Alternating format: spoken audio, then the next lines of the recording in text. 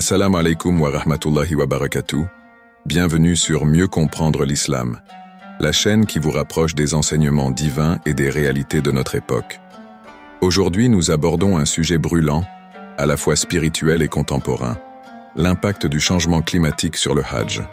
Le Hajj, 5e pilier de l'islam, est une obligation pour tout musulman capable d'y répondre au moins une fois dans sa vie. Mais, avec les transformations climatiques que subit notre planète, comment cette adoration est-elle affectée? Quels défis le climat impose-t-il aux pèlerins? Et comment pouvons-nous, en tant que musulmans, y faire face tout en préservant notre terre, don d'Allah? Restons attentifs, car la réponse à ces questions peut changer notre vision du Hajj et de notre rôle en tant que khalifa, gardien de la planète.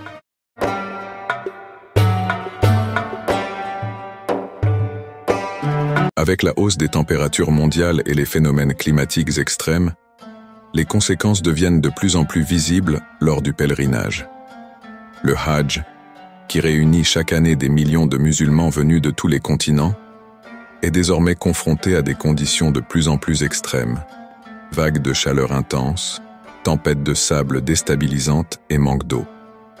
Ces conditions augmentent les risques pour la santé des pèlerins, notamment à cause des coups de chaleur et de la déshydratation. Dans certaines régions, les températures peuvent dépasser les 50 degrés C, mettant à l'épreuve la résilience des croyants. Bien que le gouvernement saoudien ait pris des mesures telles que l'installation de systèmes de refroidissement et l'augmentation des points d'eau, ces solutions ne suffisent pas toujours face aux dangers que posent ces températures extrêmes. Et au-delà de ces mesures techniques, le changement climatique nous interpelle sur notre rapport à la Terre, qui est plus qu'un simple environnement physique.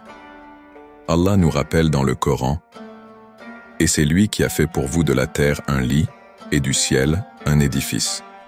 Et il fait descendre du ciel une eau grâce à laquelle il fait pousser toutes sortes de fruits pour vous nourrir. Ne lui donnez donc pas des égaux, alors que vous savez tout cela. » Sourate Al-Baqarah 2, 22. Ce verset souligne notre devoir de gratitude envers Allah pour les ressources qu'il nous offre. Mais qu'en est-il de notre rôle en tant que gestionnaire de ces ressources? Comment pouvons-nous continuer à bénéficier des bienfaits de la terre si nous ne la préservons pas? Il est impératif de réaliser que le changement climatique, en grande partie causé par l'activité humaine, a un impact direct sur nos vies et sur nos pratiques religieuses, comme le Hajj. Le changement climatique affecte aussi directement la sécurité et le bien-être des pèlerins. Imaginez-vous en pleine ardeur du Hajj, sous une chaleur accablante de plus de 50 degrés.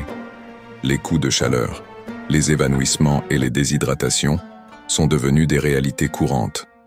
Ces conditions rendent certains rituels comme la marche entre Safa et Marwa ou la station à Arafat encore plus éprouvants.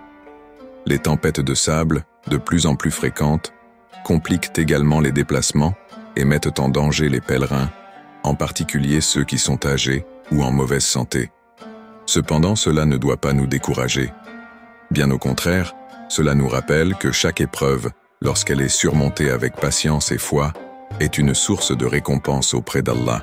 Mais il est de notre devoir de comprendre que si nous continuons à ignorer notre responsabilité vis-à-vis de l'environnement, nous ne ferons qu'aggraver ces épreuves. Allah nous exhorte « Et ne semez pas la corruption sur la terre après qu'elle ait été réformée, et invoquez-le avec crainte et espoir. » Certes, la miséricorde d'Allah est proche des bienfaisants. Sourate Al-A'raf 7, 56. Ce verset met en lumière une réalité puissante. La terre a été créée pour nous, mais nous avons la responsabilité de la préserver et de ne pas semer la corruption. L'un des grands facteurs du changement climatique est la négligence humaine. Surconsommation, gaspillage, destruction des ressources naturelles. Le pèlerinage est une leçon vivante d'humilité, mais comment rester humble face à Allah si nous maltraitons sa création? Conscientes de ces enjeux, les autorités saoudiennes et plusieurs organisations environnementales ont mis en place des initiatives pour rendre le Hajj plus respectueux de l'environnement. Parmi ces mesures, on trouve l'installation de panneaux solaires pour réduire la dépendance aux énergies fossiles, la mise en place de campagnes de sensibilisation visant à encourager les pèlerins à adopter des comportements plus durables, comme la réduction des déchets et l'utilisation plus modérée de l'eau. Ces initiatives sont louables, mais il est essentiel que chaque musulman prenne conscience de sa propre responsabilité. Le prophète Muhammad, paix et bénédiction sur lui, nous a enseigné que le gaspillage est haïssable, et cela s'applique également au gaspillage des ressources naturelles. Allah dit dans le Coran, « Ô enfants d'Adam, prenez vos parures à chaque lieu de prière, mangez et buvez, et ne commettez pas d'excès, car il n'aime pas ceux qui commettent des excès. » Sourate Al-A'raf 7, 31. Ce verset est une véritable leçon de vie pour nous. Il nous enseigne la modération et le respect de l'équilibre naturel qu'Allah a instauré. En adoptant des pratiques plus durables et en limitant notre empreinte écologique, nous nous rapprochons de cet idéal divin de modération et de justice. Le changement climatique représente un défi majeur pour l'accomplissement du Hajj, mais il nous offre aussi une opportunité unique de réévaluer notre rapport à la terre et à ses ressources. En tant que musulmans, nous avons le devoir d'agir pour protéger la création d'Allah, et cela commence par de petits gestes au quotidien.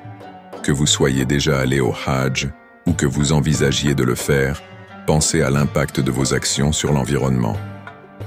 Ensemble, nous pouvons faire en sorte que le Hajj reste une expérience spirituelle accessible et sûre pour les générations futures. N'oubliez pas de vous abonner à Mieux comprendre l'islam pour plus de vidéos inspirantes et informatives sur notre belle religion. Partagez cette vidéo avec vos amis et proches et laissez vos réflexions en commentaire. Assalamu alaikum wa rahmatullahi wa barakatuh.